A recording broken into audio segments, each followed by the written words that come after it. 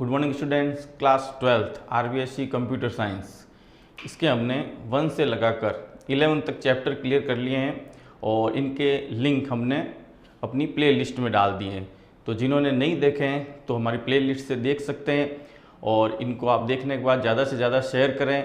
और जिन स्टूडेंट्स ने इनको देखा है 12th वाले, तो अभी आपका पेपर हुआ नहीं है, ओके, तो आप इसको बाद में वापस आराम से देख सकते हैं और अपने फ्रेंड्स को आगे से आगे शेयर करें, ओके। तो चैप्टर है अपना 12th C++ का इनहेरिटेंस। एक्चुअली इनहेरिटेंस है क्या? इनहेरिटेंस बोले तो ये एक ऑब्जेक्ट ओरिएंटेड प्रोग्रामिंग की विशेषता है। अब ऑब्जेक्ट ओरिएंटेड प्रोग्रामिंग के अंदर इनहेरिटेंस में हम कह सकते हैं जब एक क्लास के गुणों को दूसरी क्लास लेती है तो वो इनहेरिटेंस कहलाता है। अब गुण क्या होंगे एक क्लास के? जब उसके मेंबर वेरिएबल मेंबर फंक्शन को दूसरी क्लास लेगी तो वह जो क्रिया है वो इनहेरिटेंस कहलाएगी। अब जो क्लास अपने गुणों को यानी मेंबर वेरिएबल वगैरह को देती है वो बेस क्लास कहलाती है और जो इनके गुणों को लेती है वो डिराइव्ड क्लास कहलाती है। तो इसी प्रकार इनहेरिटेंस एक मुख्य आपके ऑब्जेक्ट ओरिएंटेड प्रोग्रामिंग का गुण हो गया। अब बुक के अकॉर्डिंग देखते हैं इनहेरिटेंस।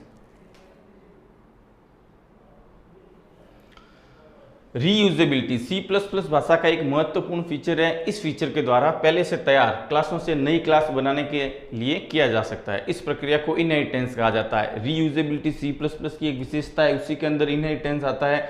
जब कोई क्लास पहले से बनी हुई है उसके मेंबर वेरिएबल और मेंबर फंक्शन को हम पुनः काम में ले सकते हैं। तो इस फीचर के द्वारा प्रोग्रामर समय और ऊर्जा को बचा सकता है। पहले से तैयार क्लासों को बेस क्लास या पेरेंट्स क्लास या सुपर क्लास कहा जाता है। जो अपने गुणों को देंगी वो आपके क्या कहलाएगी? बेस क्लास, पेरेंट्स क्लास या सुपर क्लास। और जो नई क्लास बनेगी वो डिराइव्ड क्लास, चाइल्ड क्लास या सब क्लास कहलाएंगी, ओके। अब डिराइव्ड क्लास को आप कैसे डिफाइन कर सकते हैं, उसको कैसे परिभाषित कर सकते हैं, उसका सिंटैक्स दे रखा है। क्लास डिराइव्ड क्लास का नेम हो जाएगा, सेमीकोलन के बाद हो जाएगा विजिबिलिटी मोड। आप किस प्रकार उसको ले रहे हैं, प्राइवेटली, प्रोटेक्टली, ठीक है, पब्लिकली। और बेस क्लास का नाम हो गया उसके मेंबर ऑफ डिराइव्ड क्लास, यानी जो आप मेंबर को काम में ले रहे हो। अब देखो, विजिबिलिटी मोड प्राइवेट, प्रोटेक्टेड या पब्लिक हो सकता है। तीनों में से कोई भी हो सकता है आपका विजिबिलिटी मोड।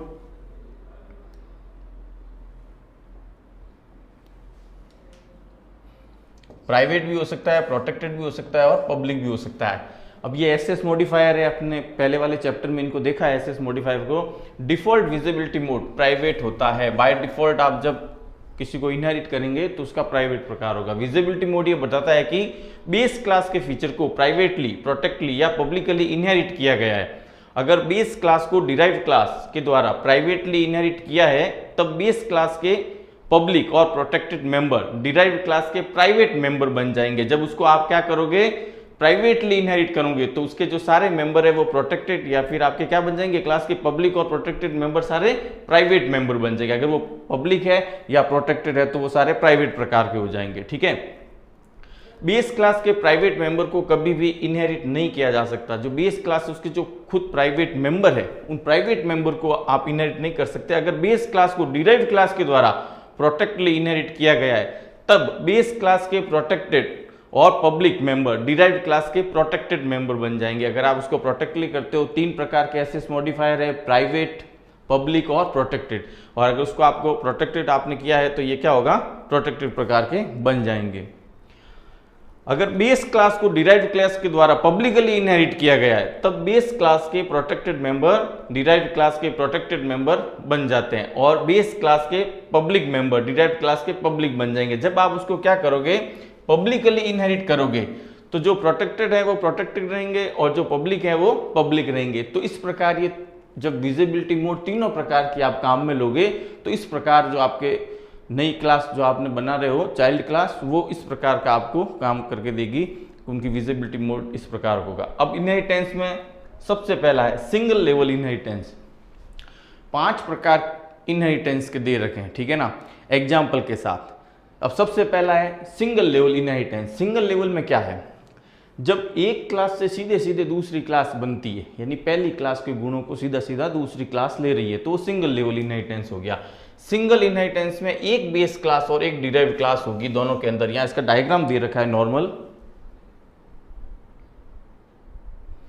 बेस क्लास और ये डिराइव्ड क्लास। ठीक है, एक एग्जाम्पल भी दे रखा है, नॉर्मल क्लास है, डेटा नाम से बनी हुई है, एक्स वाई उसके प्रोटेक्टेड है। ठीक है, gate data, show data, data को डिस्प्ले करवा दिया। अब देखो क्लास मैक्सिमम, ठीक है, पब्लिक डेटा, डेटा क्लास जो बनी हुई है उसके गुणों को कौन ले रहा है, यानी उसके मेंबर वेरिएबल को कौन काम ले रहा है, मैक्सिमम नाम की क्लास, यानी डेटा नाम की क्लास को इनहेरिट करके हम क्या बना रहे हैं, मैक्सिमम नाम की क्लास। ठीक है, अब इसके अंदर एक मैक्स नाम का इन्होंने फंक्शन चलाया, if X greater than Y, तो आप एक्स को डिस्प्ले कर देगा और नहीं तो फिर वाई को डिस्प्ले कर देगा। तो ये सिंगल लेवल का एक नॉर्मल एग्जाम्पल हो गया। तो इस प्रकार सिंगल लेवल इनहेरिटेंस में क्या होगा, नॉर्मली एक ही बेस क्लास होगी और एक ही डिराइव्ड क्लास होगी। ओके, और इसका एग्जाम्पल नॉर्मल ये आपके ऑब्जेक्ट के द्वारा प्रोग्राम बना दिया है। इसकी डिटेल भी दे रखी है, एक्स वाई दो डेटा ले लिए, ठीक है, दोनों की तुलना करवाई, कौन सा आपके बड़ा है और उसको आपके डिस्प्ले करवा दिया। और इसके अंदर देखो प्रोटेक्टेड मेंबर एक्स और वाई थे, public member gate data, show data और मैक्स, ये तीन आपके फंक्शन हो गए। तो ये सिंगल लेवल इनहेरिटेंस हो गया। अब आता है मल्टी लेवल इनहेरिटेंस। एक क्लास को किसी दूसरी डिराइव्ड क्लास से भी डिराइव्ड किया जाता है। जब ए के गुणों को बी लेता है, बी के गुणों को सी लेता है, ठीक है ना, तो उसको क्या कहेंगे, मल्टी लेवल इनहेरिटेंस, यानी उसका लेवल बढ़ जाएगा। यानी आप ऐसा कह सकते हैं, दादा के बाद उसका बेटा, फिर उसका बेटा उसका पोता हो गया, समझ में आया। तो ये नॉर्मल एक इस प्रकार का एग्जाम्पल हो गया। ये मान लो ए है, ए के गुणों को ले रहा है बी, बी के गुणों को ले रहा है सी। तो इस प्रकार बेस क्लास, डिराइव्ड क्लास, और उसके बाद उससे एक और क्लास बनेगी, वो हो जाएगी आपकी नई derived class. Multi level inheritance में लेवल की कोई सीमा नहीं है, यानी आपके ए बी सी डी, ठीक है, एक क्लास के गुणों को दूसरी ले रही है, दूसरी को फिर तीसरी, तीसरी को फिर चौथी, तो लेवल की कोई सीमा नहीं है। तो इस प्रकार इसका नाम हो गया मल्टी लेवल इनहेरिटेंस। इसका एक एग्जांपल दे रखा है, डेटा 1 एक क्लास है, ओके, इसके अंदर एक वेरिएबल लिया हुआ है। उसके बाद डेटा 2, ये डेटा 1 से बनी है, डेटा 2, ठीक है, डेटा 1 के गुणों को ले रही है। उसके बाद आ गया आपके क्लास एडिशन। अब क्लास एडिशन क्या कर रही है, डेटा 2 को ले रही है। जो सबसे पहले थी आपके, वो क्या कर रही थी, डेटा 1 को ले रही थी, उसके बाद ये डेटा 2 को। अब यहाँ इन्होंने क्या किया, z नाम का एक वेरिएबल लिया, और वेरिएबल लेने के बाद में और इनका एडिशन करवा दिया। z हो गया आपके x प्लस वाई। तो x ऊपर था फर्स्ट क्लास के अंदर और सेकंड क्लास के अंदर था y, ओके। और उसके बाद में इन्होंने थर्ड क्लास बनाई, जिसमें फर्स्ट क्लास के भी गुणों को भी ले लिया और सेकंड क्लास के भी गुणों को, यानी उसके मेंबर वेरिएबल को काम में लेके, और तीसरी एक अलग क्लास बना दी, और इस प्रकार इसका एडिशन हो गया। x का मान डाल दिया, y का मान डाल दिया, सम, सो, तीनों फंक्शन चल जाएंगे और ये डेटा को आपके डिस्प्ले कर देंगे। तो यहाँ दे रखा है, देखो उपरोक्त प्रोग्राम में डिराइव क्लास डेटा 2 को बेस क्लास डेटा 1 से डिराइव की गई है, और यह डिराइवेशन का पहला लेवल है। यानी पहले लेवल में क्या था, जो आपके डेटा 2 है वो किससे बनी थी, डेटा 1 से, ठीक है। अब बेस क्लास जो है डेटा 1 का protected data member x derive class data 2 में आ गया, ठीक है, प्रोटेक्टेड बन गया। और उसके बाद डिराइवेशन से पहले लेवल के बाद डिराइव क्लास का डेटा 2 में निम्नलिखित मेंबर हो जाएंगे। अब उस खुद का x था और पहले उससे ले लिया, उसके बाद हो गया y, तो x और y आ गए डेटा 2 के अंदर, और उसके बाद में इन्होंने एक नई क्लास बनाकर और उसका एडिशन कर दिया।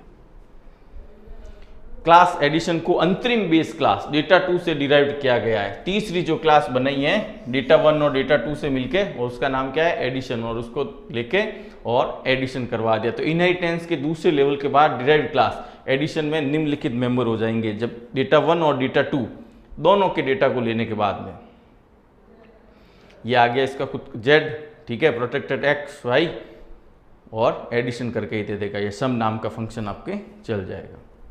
अब आता है मल्टीपल इनहेरिटेंस। क्या है मल्टीपल इनहेरिटेंस? अब मल्टीपल का बोले तो जब एक क्लास 2-3 क्लासों के गुणों को लेती है, यानी 2-3 क्लासों से मिलकर बनती है, तो वो क्या कहलाएगी, आपकी multiple inheritance. Okay, multi level में क्या हो गया, एक क्लास दूसरे के गुणों को ले रही है, दूसरी तीसरे के, इस प्रकार चल रहा है, एक लेवल बन रहा है। यहाँ मल्टीपल में क्या हो रहा है, जब एक क्लास को 2 या 2 से अधिक क्लासों के फीचर को इनहेरिट करती है तो उसे मल्टीपल इनहेरिटेंस कहा जाता है। ये छोटे क्वेश्चन आते हैं। अब मल्टीपल और मल्टी लेवल में क्या होता है, स्टूडेंट कंफ्यूज हो जाता है, तो इसको थोड़ा ध्यान से देख लेना। बेस क्लास है 1, बेस क्लास 2 और बेस क्लास n यानी 1 2 3 कितनी भी हो सकती है, और इन तीनों से मिलकर ये एक क्लास बनी है डिराइव्ड क्लास। ठीक है, अब इसको किस प्रकार इसका सिंटैक्स दे रखा है। सिंटैक्स क्या होगा, क्लास डिराइव्ड क्लास। ठीक है, विजिबिलिटी मोड हो गया, बेस क्लास 1, बेस क्लास 2, तो इस प्रकार आप जितनी क्लासों से बेस हो रही है उसको लेकर उसके बाद मेंबर हो जाएंगे उसके जिनको आपने लिया है। इसका एक एग्जांपल देखते हैं। देखो, क्लास है B1, ओके, B1 के अंदर x एक वेरिएबल है, B2 के अंदर है y, और A और B। ठीक है, सबसे पहले आपके क्या थी B1 और 2 नंबर पे आगे B2, ओके, और उसके बाद B2 हो गया भाई, और उसके बाद D एक क्लास बनाई। अब देखो D क्लास किससे बनी है, पब्लिक B1 और B2। जो D नाम की क्लास है वो B1 और B2 दोनों के वेरिएबल को ले रही है, और खुद का इसका वेरिएबल क्या हो गया Z। ठीक है, अब उसकी मल्टीप्लाई यानी गुणा करवा रहा है, तो यहाँ हो गया आपके Z equal to x into Y, और उसके बाद में ये आंसर को डिस्प्ले करवा दी। ठीक है, x, y और z की वैल्यू को डिस्प्ले करवा देगा। 5 3 15। अब आता है हायरार्किकल इनहेरिटेंस। ये टॉपिक ज़्यादा टफ नहीं है, सरल है। इनहेरिटेंस की थ्योरी आप आसानी से इजीली समझ सकते हो, और इसके जो प्रोग्राम दे रखे हैं बुक में भी वो भी बिल्कुल इजी है, ज़्यादा कोई टफ नहीं है, बिल्कुल नॉर्मल है। अब है हायरार्किकल इनहेरिटेंस। हायरार्किकल को बोले तो सोपानवश, ओके, हिंदी में कहें तो। अब हायरार्किकल में क्या होगा, जिस प्रकार एक पेड़ की शाखाएं निकलती है या जड़ें निकलती है, 1 से 2 चलती है, तो उसी प्रकार हायरार्किकल इनहेरिटेंस के अंदर होगा। जब एक बेस क्लास को 2 या 2 से अधिक डिराइव्ड क्लासों द्वारा इनहेरिट किया जाता है, जब एक क्लास से 2 क्लास से बनती है, ओके, तो उसे हायरार्किकल इनहेरिटेंस कहा जाएगा। उदाहरण के लिए एक विद्यालय में लोगों का वर्गीकरण दे रखा है, जैसे यहाँ दे रखा है पर्सन, विद्यालय के अंदर तो पर्सन टीचर भी बन गए और स्टूडेंट भी बन गए, तो ये तो हो गई आपकी बेस क्लास, और उससे ये 2 बन गई आपके डिराइव्ड क्लास। जब एक क्लास के गुणों को 2 अलग अलग क्लास से लेगी तो वो क्या कहलाएगा, आपके हायरार्किकल इनहेरिटेंस।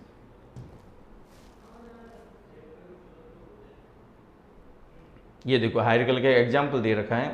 एक पर्सन नाम की क्लास है नॉर्मल, ठीक है, उसके अंदर नेम और एज नाम का वेरिएबल दे रखा है।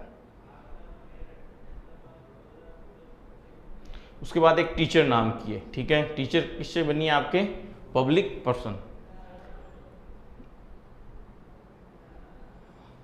उसके बाद क्लास स्टूडेंट, ये किससे बनी है, पब्लिक पर्सन, ठीक है, ये भी इससे बनी है, 2 से बनी है। अब देखो टीचर, और ये नाम वगैरह आपको डिस्प्ले करवा देगी, ठीक है, राम और 30। तो इस प्रकार 2 के गुणों को लेकर ये बनी है, तो ये हो गया आप 2 बन गई एक क्लास से, ठीक है ना, 2 आपके नई क्लास से बन गई, तो ये हो गया आपके हायरार्किकल इनहेरिटेंस।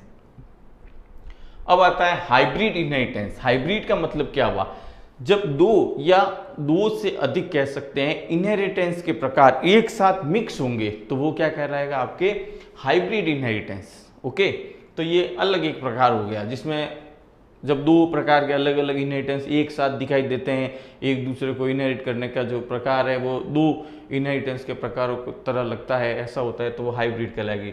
2 या 2 से अधिक इनहेरिटेंस के प्रारूपों के सम्मिलित रूप को हाइब्रिड इनहेरिटेंस कहा जाएगा। जब 2 या 2 से अधिक इनहेरिटेंस के प्रारूप अलग अलग जब एक साथ होंगे तो वो हाइब्रिड हो जाएगा। यहाँ एग्जाम्पल में दे रखा है, जैसे अर्थमेटिक है, एडिशन बन गया, ठीक है, और एडिशन के बाद में इससे बन गया रिजल्ट, अब सबस्ट्रैक्ट से बन गया एक रिजल्ट। तो ये तो एक हो गया आपके नॉर्मल, कैसा प्रकार हो गया, मल्टी लेवल इनहेरिटेंस, और ये क्या हो गया, मल्टीपल। ये जो क्लास बन रही है इससे और इससे दोनों से बन रही है, तो ये 2 इस प्रकार मिक्स हो गए, तो ये हाइब्रिड का एक प्रकार हो गया, ठीक है।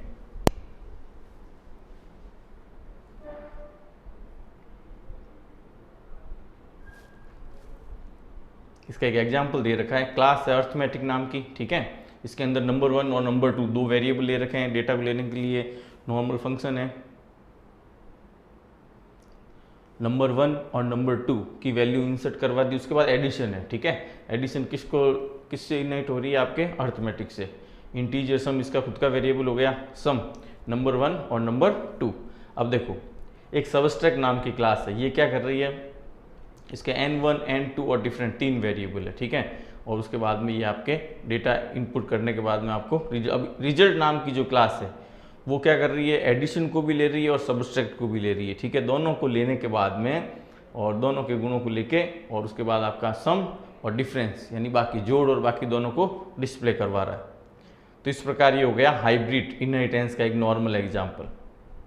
अब आता है वर्चुअल बेस क्लास क्या है। देखो इनहेरिटेंस एक नॉर्मल टॉपिक है। इनहेरिटेंस के जो 4-5 प्रकार दे रखे हैं, नॉर्मल सिंगल लेवल हो गया, मल्टी लेवल हो गया, मल्टीपल हो गया और उसके बाद आपके एक हो गया हाइब्रिड इनहेरिटेंस हो गया।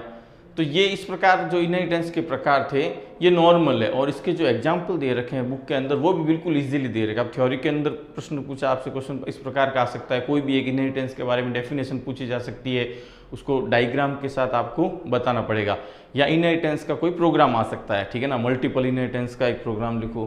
तो प्रैक्टिकल में भी इसी प्रकार इनहेरिटेंस से रिलेटेड एक प्रोग्राम आ सकता है। अब वर्चुअल बेस क्लास क्या होती है?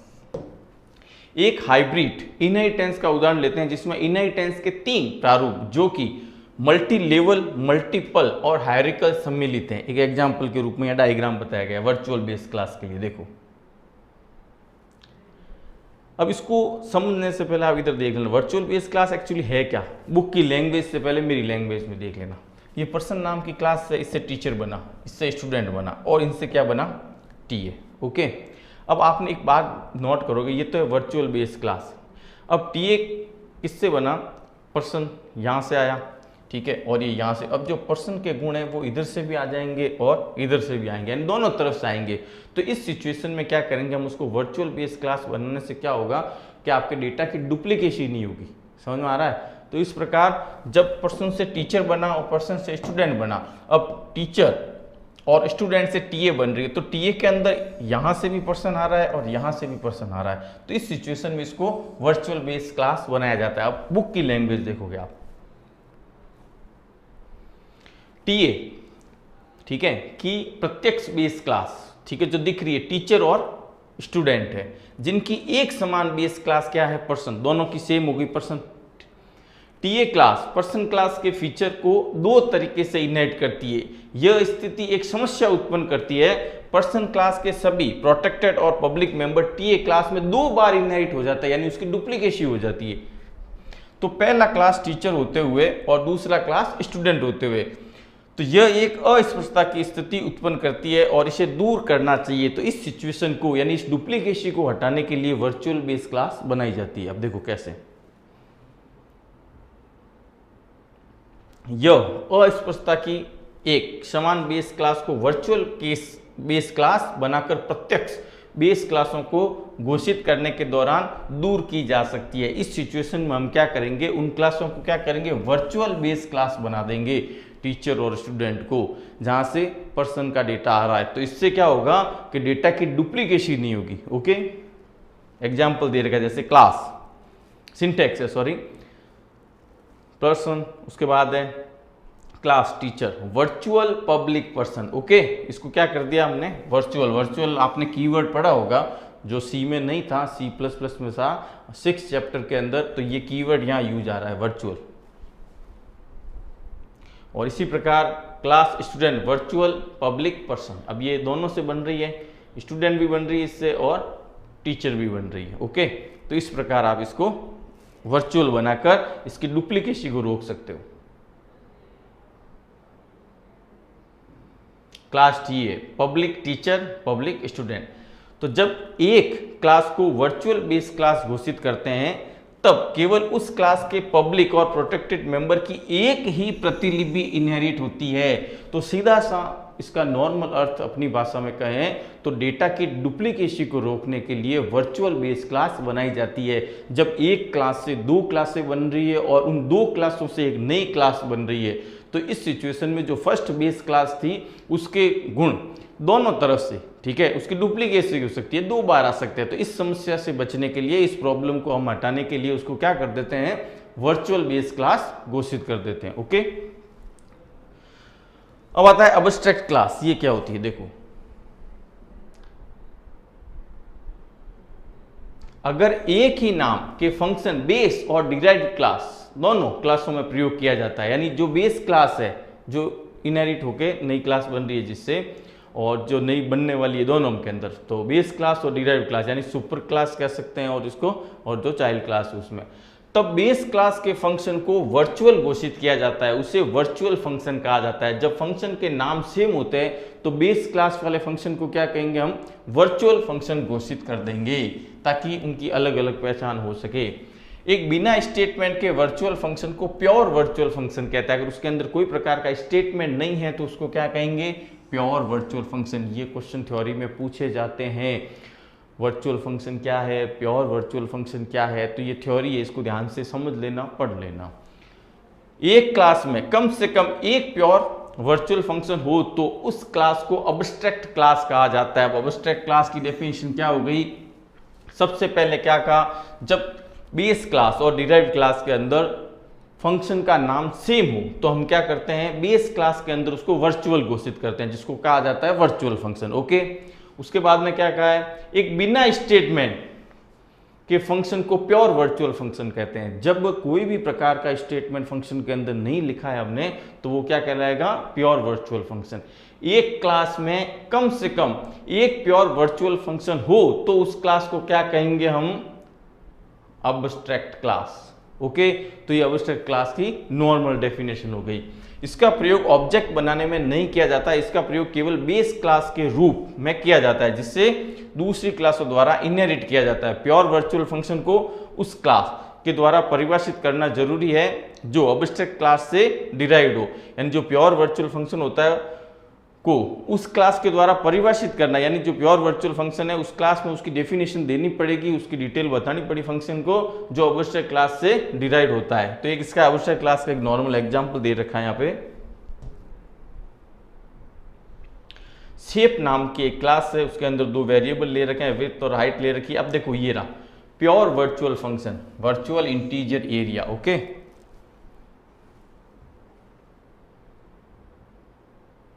अब देखो राइट एंगल, इसके अंदर ये शेप को ले रहा है, ठीक है, एरिया।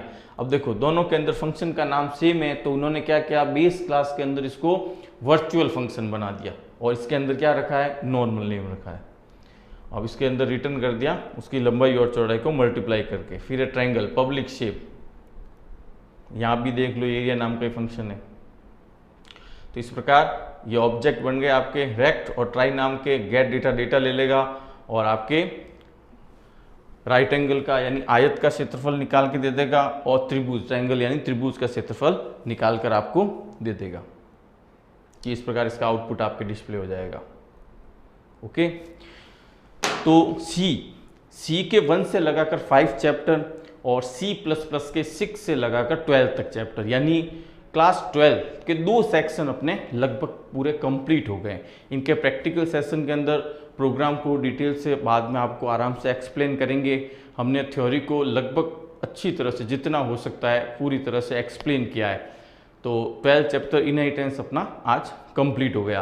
अब अपना नेक्स्ट सेक्शन जो होगा वो SQL से रिलेटेड होगा। ओके, तो हमारा आज का ये वीडियो आपको पसंद आया है तो इसको ज़्यादा से ज़्यादा शेयर करें और अधिक से अधिक कमेंट करें। Okay, thanks.